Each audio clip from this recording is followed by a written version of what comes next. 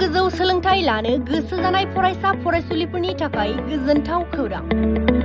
गोदानै higher secondary आनजाद उथ्रिसार जानाय फरायसाफोरनि थाखाय बे मोजां खाबुखौ लानानै फैदों खैराबारिनि डक्टर बासिराम बड' मेम'रियेल कलेजआ।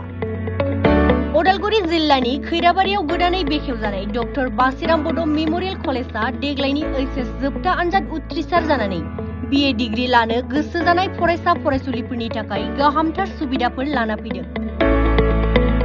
बड'लेण्ड मुलुगसोलोंसालिजों गनायथि जानाय बे कलेजआव फरायसाफोरनि थाखाय एसामिस बड', economic English, history political science, logic and philosophy आयदाफोरखौ गोबां रोंगौथि गोनां फोरोंगिरिफोरा इंराजि आरो बर' रावजों फोरोंथाय होनाय जागोन।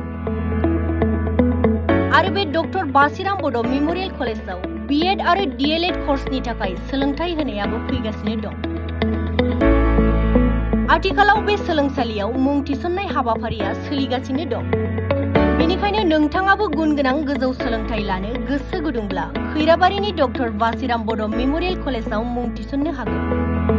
गोसो गुदुं फरायसाफोरा आबुङै मिथिनो थाखाय थाबैनो 700021462066 6000349997 आरो 7638008149 जानबुं नम्बराव फोनांजाब खालामनो हागोन।